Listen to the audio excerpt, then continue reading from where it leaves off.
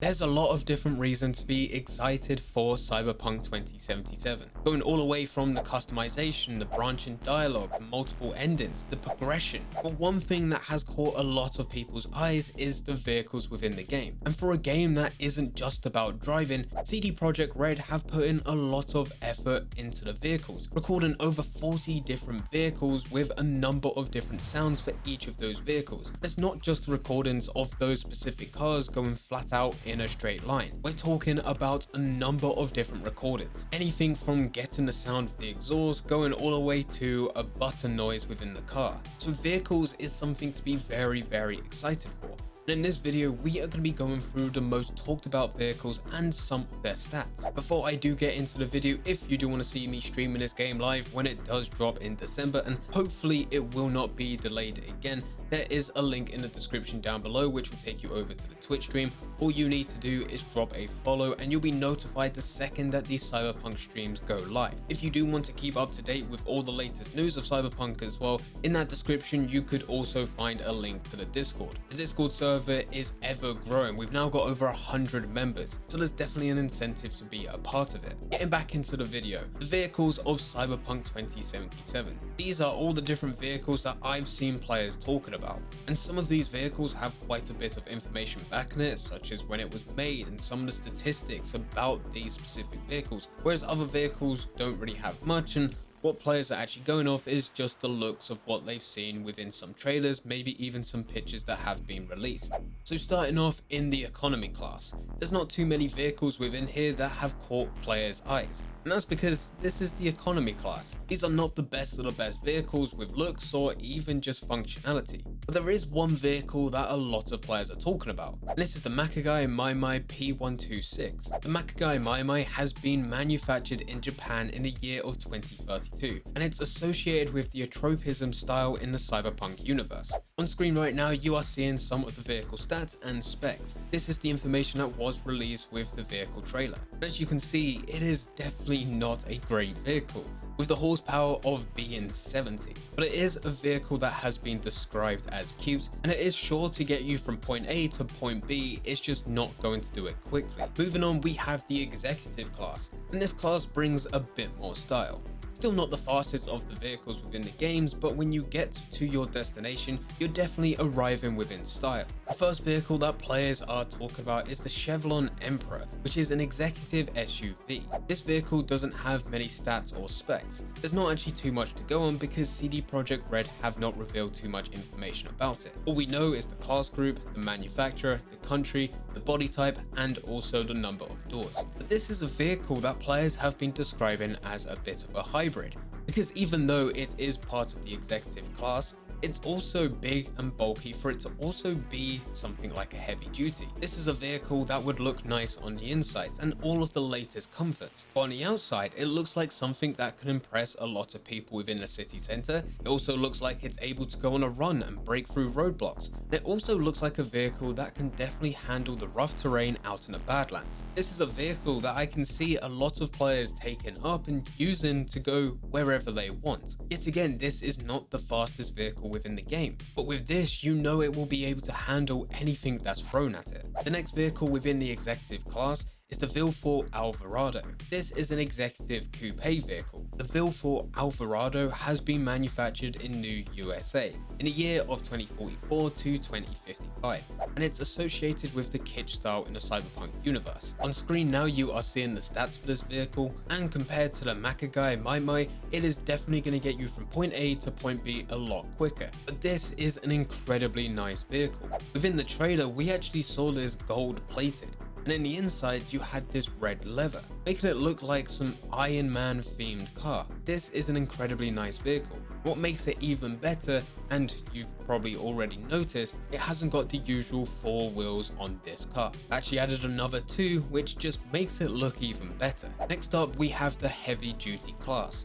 With this, there's not actually too many vehicles to talk about, because not too much information has been released. For the longest time, we've seen gameplay videos as well as trailers which have shown different cars and also different motorcycles. But CD Projekt Red have really held back in showing us heavy duty vehicles. The only time we've seen a heavy duty vehicle in use was actually the trailer that they released, which is completely dedicated to vehicles. But still, there is one that players are talking about. This is the Militech Behemoth, which is a heavy-duty truck. The Militech Behemoth has been manufactured in New USA in the years of 2067 all the way to 2077, and it's associated with the neo-militarism style in the Cyberpunk universe. On screen, you are now seeing the stats for this vehicle, and this is a heavy-duty truck that players are just excited to use just to go long runs with the cops trailing behind, unable to actually take you out. I can definitely see quite a few different streamers getting in this vehicle, shooting outside the window, taking down a few people, getting the NCPD chasing after you, and then never being stopped. Seeing how long different content creators can go until NCPD finally are able to stop them. This is going to be able to crash through a number of different roadblocks, and it simply just wouldn't be slowing down. Next up, we have the motorcycles, and with this class I think it's actually kinda unfair, because there's one motorcycle that's had way more attention than the other motorcycles. And I think within here there's actually some very nice bikes, being the Brennan Apollo and also the Yabai Kusanagi CT3H. But the one that players are talking about the most is the Arch Nassau CD. The design of the Arch motorcycle is inspired by the real-life Arch Method 143 motorcycles from the company founded by Keanu Reeves. So this is why it's getting so much attention. On screen right now you are seeing the stats for this motorbike, and despite there being so much talked about it, CD Projekt Red haven't revealed too much information with the stats and specs. What we do know, and it does link to the beginning of this video when I said CD Projekt Red have recorded over 40 different vehicles to get a number of different sounds, we know that CD Projekt Red had a lot of time with this bike. So out of all the different vehicles in the game, the Arch motorcycle as well as another one which we're going to be talking about a bit later will sound so much more detailed than the other vehicles within the game. The next class to talk about is the Sport class, and this is where things start to get a bit more interesting, because now we get into some of the nicest vehicles within the game as well as also some of the fastest vehicles within the game. And going off what we just talked about with the Arch motorcycle, the next vehicle to talk about is the Porsche 911 Turbo. This is a vehicle owned by Johnny Silverhand, and it is the exact same model that was released back in 1977, meaning that in the present day of Cyberpunk 2077 it is 100 years old. There is a few very slight changes to this vehicle, which is expected as technology has advanced tremendously over the past 100 years. The model has been adapted to the reality of 2077 through the additions of a LiDAR attachment to the front, a set of sensors and elements to identify the vehicle from the air, and electronic mirrors and monitors inside the vehicle.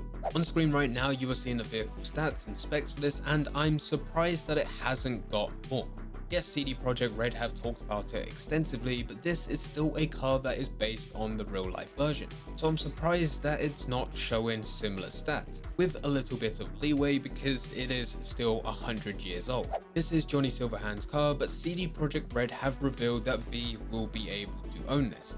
And the reason that this is similar to the Arch motorcycle is because CD Projekt Red had more time with this vehicle than any other vehicle within the game. So the Porsche 911 Turbo is likely to sound exactly what it sounds like within real life, because of how many different recordings that they were able to get. The next vehicle to talk about within their sports class is the Quadra Turbo R. The Turbo R has been manufactured in Detroit in New USA in the years of 2055 going all the way up to 2062. It's associated with the kitsch style in the Cyberpunk universe. It's also the most iconic car designed by Quadra, so this is why it's a reason to talk about it. On screen right now you are seeing the vehicle stats and specs. This is where you're starting to get from point A to point B very quickly, whilst also still looking nice, with horsepower of 607. This is a vehicle that you want to be using within the city centre to look good, but also when you show up for those races you can actually be in there with a winning chance. But if you do want to have a guaranteed chance of winning races within Cyberpunk 2077, then there's nowhere else to look apart from the hypercars.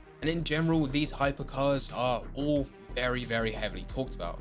These are the nicest vehicles within the game, the fastest vehicles within the game, and also still having a lot of armor behind them, which means you can take these vehicles within missions where you think or even know that is going to end badly, either with the NCPD or the different gangs within the world of Cyberpunk.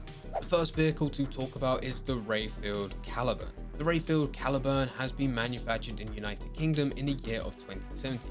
It's associated with the neo-kid style in the Cyberpunk universe. On screen right now, you are seeing the vehicle stats and specs, and you can start to see that why this is a guaranteed win if you're rocking up with this type of vehicle. With an impressive horsepower of 1,660.